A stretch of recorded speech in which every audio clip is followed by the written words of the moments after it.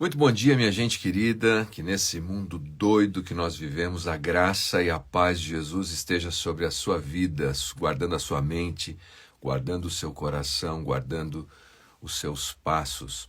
Hoje, para nós que cremos em Jesus, é sempre um dia especial. É o primeiro dia da semana, é o domingo, e domingo sempre nos remete à lembrança, aliás, a qual nós jamais devemos desprezar, que o nosso Salvador vive. Jesus ressuscitou dentre os mortos e porque ele vive, como diz o antigo hino, eu posso crer no amanhã. Estou dando uma passada rápida aqui para compartilhar com vocês o que eu chamo de um resumo breve do que, se Deus me permitir, ministrarei no dia de hoje. Na Bíblia, nós estamos meditando sobre o tema Pequenos Heróis da Fé. A Bíblia é repleta de exemplos de crianças que foram usadas por Deus de uma maneira especial, ou como exemplo, ou como instrumento de fato na eficiência e na manifestação e na expansão do reino de Deus. E como é bom olharmos para essas histórias e termos o nosso coração renovado por essas histórias maravilhosas. Muito bom dia, estou vendo aqui alguns recadinhos abaixo, bom dia, obrigado pelas mensagens. E hoje a mensagem que eu ministro pela manhã, às 10 horas na Bíblica da Serra e às 18 na Bíblica da Serra, e em Suzano deve ser meu amigo presbítero, o pastor Vagninho, que deve ministrar hoje lá. Ore por nós, para que o Senhor nos use. Nós podemos dar informação, só o Espírito Santo pode trazer transformação. Mas a história de hoje é aquela história conhecida, talvez uma das mais conhecidas da Bíblia, sobre a escassez. É uma história que está presente em todos os evangelhos. Você sabe que nós temos os chamados evangelhos sinóticos, Mateus, Marcos e Lucas, que significa que eles têm uma visão conjunta da obra, do ministério e da vida de Jesus, e temos o Evangelho de João, que dá uma perspectiva com uma nuance diferente. Por isso, nem todos os eventos são repetidos em todos os evangelhos, mas essa história se repete em todos os evangelhos, Mateus, Marcos, Lucas e João. E qual é essa história? É a história do encontro de Jesus com seus discípulos num lugar deserto e uma multidão. De acordo com Mateus, no capítulo 14, eram 5.000 homens, fora mulheres e crianças. Somada toda essa gente, nós estamos falando de talvez 15.000, 20.000, ou quem sabe 25.000 pessoas.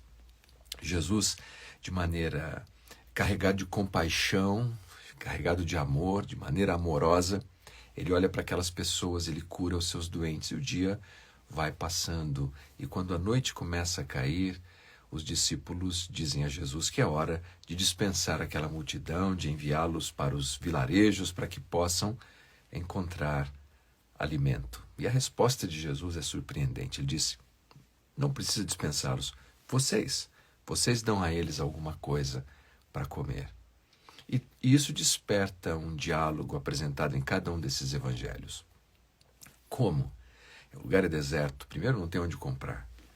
Segundo, eles não têm recursos. No Evangelho de João há um diálogo entre Jesus e Filipe. E Filipe diz assim, olha, se nós tivéssemos 200 denários, que seria o equivalente a 8 meses de trabalho de uma pessoa. 8 meses de trabalho. Ainda que nós doássemos 8 meses de trabalho, não seria suficiente para alimentar suficientemente todas essas pessoas. Mas é muito interessante que no Evangelho de João o texto diz que Jesus fez essa pergunta para testá-lo, porque ele sabia o que iria fazer. Bastante curioso que no contexto dessa história, como se dá, as circunstâncias são as seguintes. Primeiro, em Mateus, Marcos e Lucas, a história está muito próxima da decapitação de João Batista. E no Evangelho de Mateus, o texto diz que assim que Jesus recebeu a notícia da decapitação de João, Jesus se deslocou para um lugar deserto. Já no Evangelho de Marcos, a história é conectada também com a decapitação de João Batista, mas com o retorno da expedição missionária dos 12 discípulos que chegam cansados. O texto em Marcos diz que eles não tinham tempo sequer para comer e Jesus então os leva consigo para um lugar deserto para que eles possam descansar um pouco. Já Lucas nos dá um resumo e diz apenas que Jesus levou consigo os seus discípulos para um lugar deserto. Mas o que nós podemos ver é que é uma situação que pode ser definida em uma palavra: escassez. Escassez emocional. Há um luto. João Batista morreu. Escassez física. Os discípulos não tinham tempo sequer para comer e tinham acabado de chegar de uma expedição missionária. Escassez geográfica. Eles estão num lugar deserto. Escassez espiritual. Jesus olha para a multidão e eles são como ovelhas que não têm pastor. Em todas as direções que olhamos para essa história, nós vemos escassez. Escassez espiritual, emocional, física, material. Eles não têm o que comer. O lugar é deserto. Algumas vezes eu e você nos encontramos exatamente nessa situação, num lugar deserto. Algumas vezes a escassez é material, econômica, outras vezes a escassez é emocional. Nós olhamos e não vemos em nós condição emocional para lidar com algumas circunstâncias que nos vêm ao encontro. E outras vezes espiritual, parece que estamos caminhando sobre um vale de ossos secos. Mas é nesse contexto, é nesse deserto, que aparece, de acordo com João, e João é o único a citar isso, um menino que tem 5 pães e 2 peixes. E esse menino, ele entrega para Jesus. E você lembra da história. Jesus multiplica, multiplica, multiplica e alimenta aquela multidão.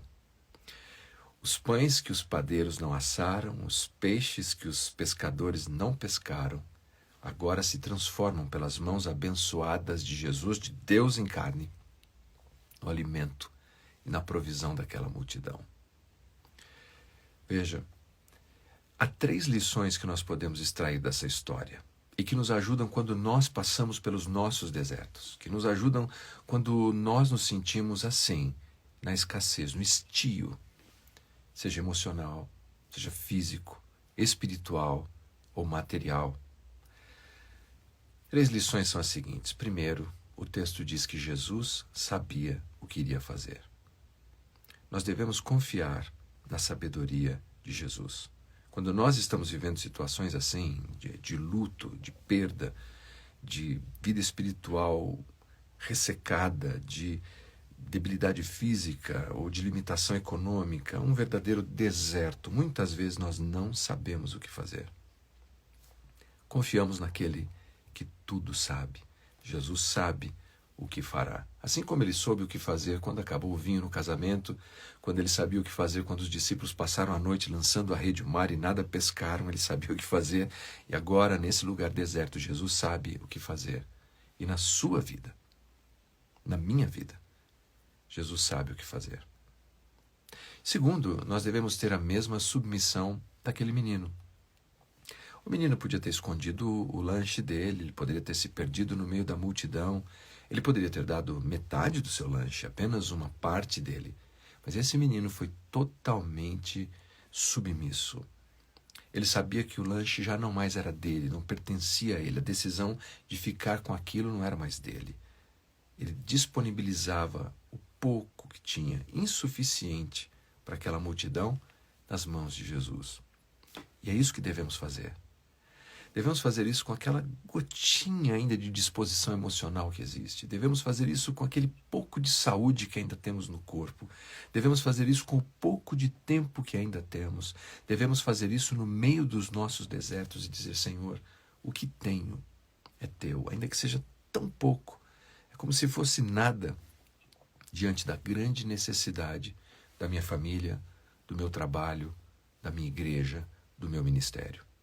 Mas confie nas mãos de Jesus e veja o que ele pode fazer. Alguém disse que talvez a razão de vermos tão poucos sinais maravilhosos vindos das mãos do Senhor é porque também não entregamos a Ele aquilo que está sob nosso cuidado, sob a nossa confiança.